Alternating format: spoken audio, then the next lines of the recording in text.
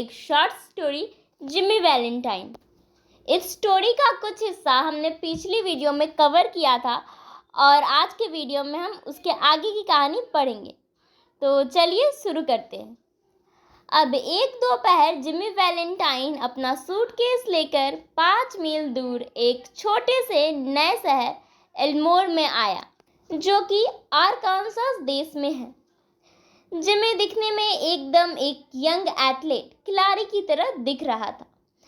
ऐसा लग रहा था जैसे कि वो कॉलेज से घर आ रहा हो। जिमी अब रोड क्रॉस किया और एक होटल की तरफ जाने लगा। तभी ठीक उसी समय उसके बगल से एक यंग लेडी गुजरी और एक दरवाजे के अंदर चली गई, जिस पर एल्मोर बैंक लिखा हुआ था। मतलब कि वो लेडी एक बैंक के अंदर गई थी। जिमी उस लेडी के पीछे पीछे गया और उसकी आंखों में देखने लगा। एक बार के लिए वो खो गया। वो भूल गया कि वो क्या है, वो एक चोर है। तभी उस लेडी ने दूसरी तरफ जिमी को देखा और हल्का सा मुस्कुरा, क्योंकि जिमी जैसे लड़के एल्मोर सिटी में ज़्यादा देखने को नहीं मिलते थे। वहाँ पे बैंक के बाहर एक लड़का खड़ा था। उससे जिमी ने इस टाउन के बारे में कुछ सवाल पूछे।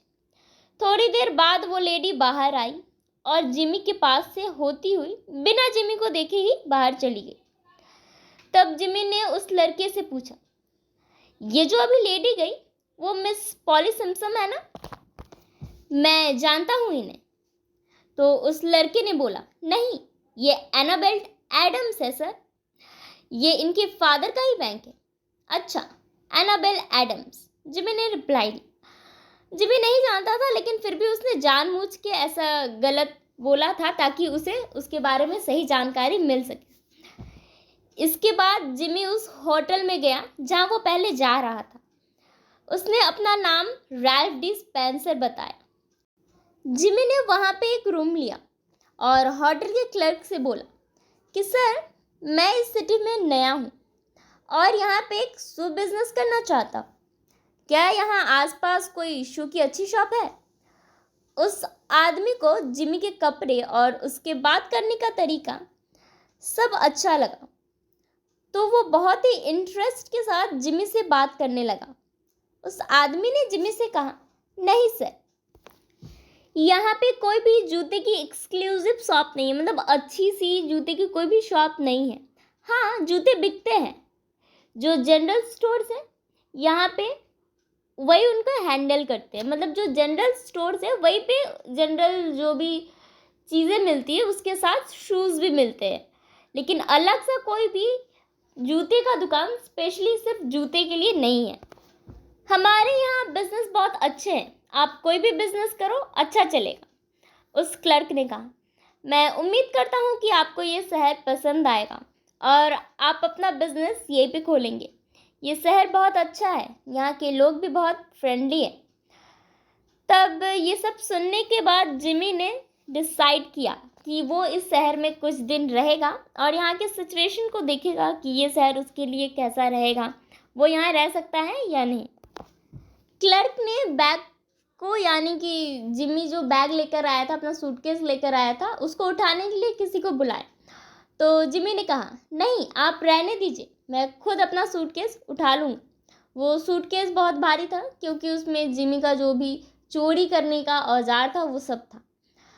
अब जिमी इस शहर में रैल्फ डी स्पेंसर के नाम से रहने लगा था और धीरे धीरे यहाँ पे भी उसके बहुत सारे दोस्त बन गए थे। और एनाबेल एडम्स, वो लड़की जिसे कि उसने उस बैंक में देखा था, वो भी उसकी दोस्त बन चुकी थी। और अब एनाबेल एडम्स और रैल्फ डी स्पेंसर यानी कि जिमी रोज़ मिलने लगे थे। अब 1 साल हो गया था रैल्फ डी स्पेंसर यानी कि जिमी को यहाँ रहते हुए, और साल के ख़त्म होते होते शहर के सभी लोग इसे पसंद करने लगे थे।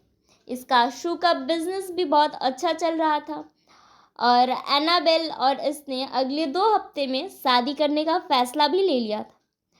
एनाबेल के फादर, जो कि एक बैंकर थे, उन्हें भी जिमी बहुत पसंद था।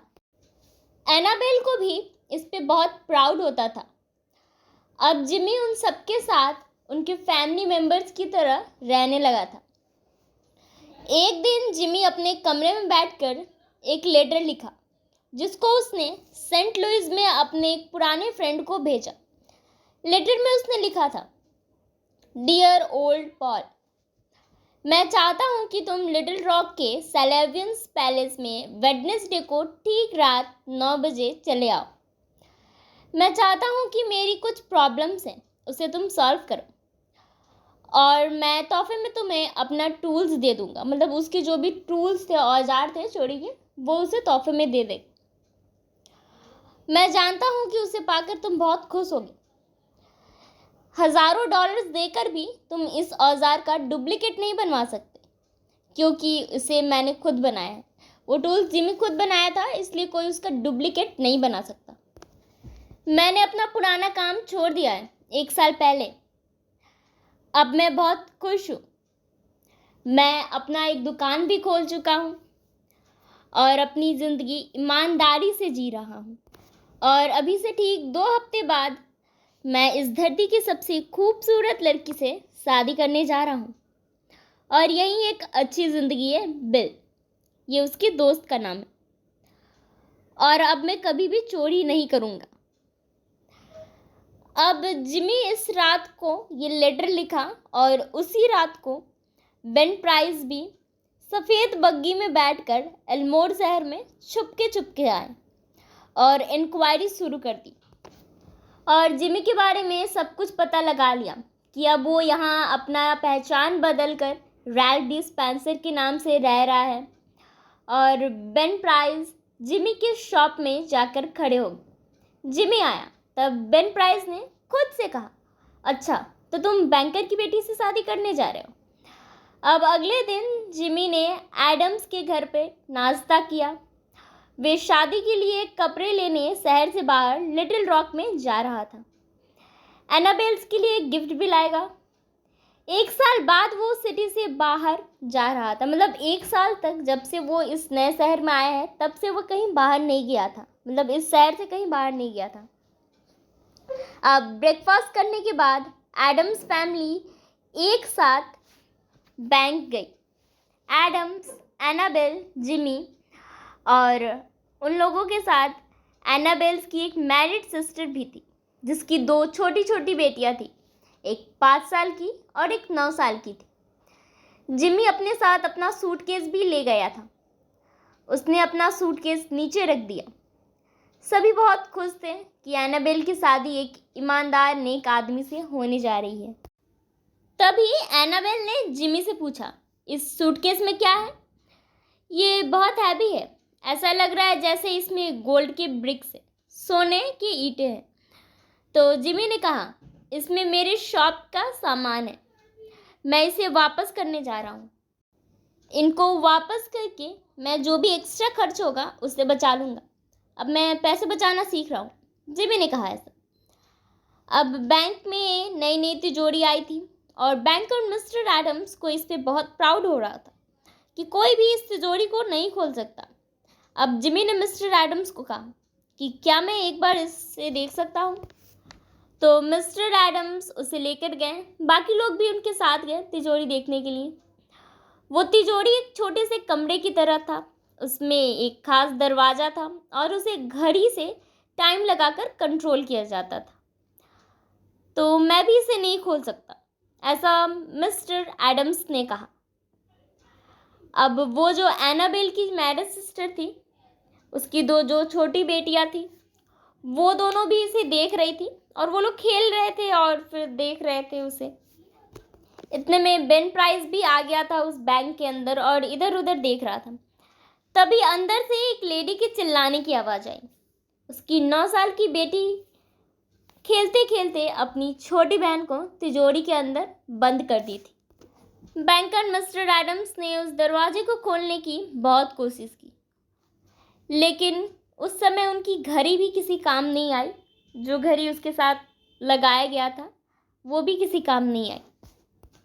वो लेडी यानी कि उस बच्ची की माँ रोने लगी। मिस्टर एडम्स ने सबको चुप होने को कहा और बोले, अगाथा, जो कि उस बच्ची का नाम था, क्या तुम मेरी आवाज़ आ रही है?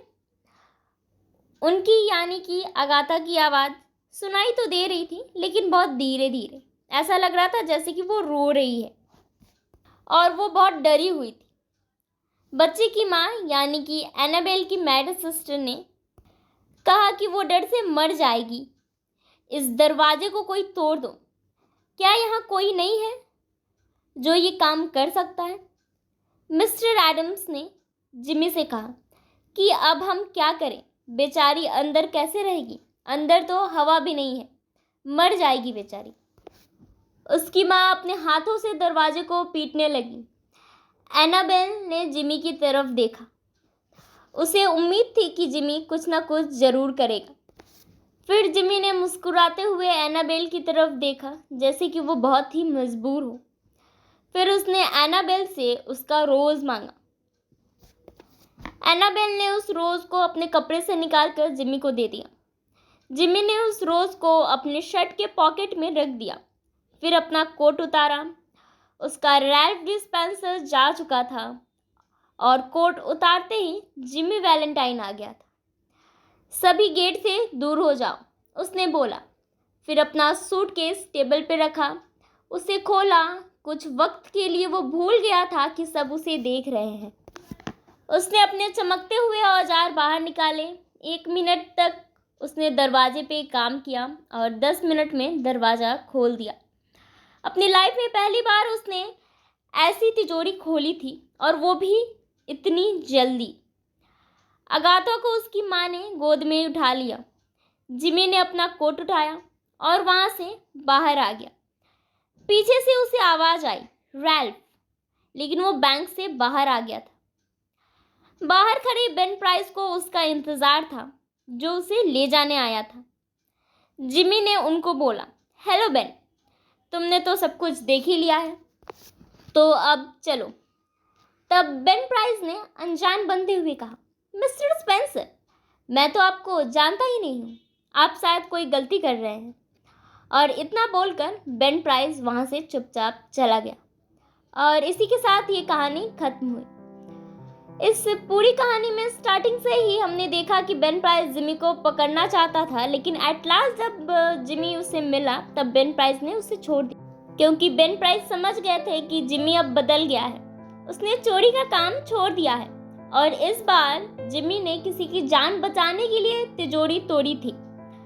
बेन प्राइस ने ये भी रियलाइज़ किया कि अगर वो जिमी को गिरफ्तार करेंगे तो जिमी का जो रिफॉर्मेशन हुआ है, जिमी के अंदर जो बदलाव आया है, वो डिस्ट्रॉय हो जाएगा, बर्बाद हो जाएगा और वो फिर से चोरी का काम शुरू कर देगा। तो जो भी रिफॉर्मेशन, बदलाव जिमी ने अपने अंदर लाया था, वो बेन प्राइस ने उसे रिट्राइव करके दिया, उसे वापस लौटा दिया, उससे गिरफ्तार नहीं करके। इसलिए इस कहानी का और एक नाम है रिट्राइव रिफॉर्मेशन। पहले बेन प्राइस ने जिमी को एक चोर की तरह देखा था, पर इस बार बेन प्राइस ने उसे एक अच्छे इंसान के रूप में देखा और वो इससे बहुत ही खुश हुए थे और इसलिए उन्होंने जिमी को छोड़ दिया। इसी के साथ ये वीडियो खत्म होती है। आई होप आप लोगों को ये कहानी समझ में आ गई हो। इस वीडियो को अपना वक्त देने के लिए आप सभी का बहुत बहुत शुक्रिया। वीडियो अगर अच्छी लगी हो तो वीडियो को लाइक करना, शेयर करना और चैनल को सब्सक्राइब करना।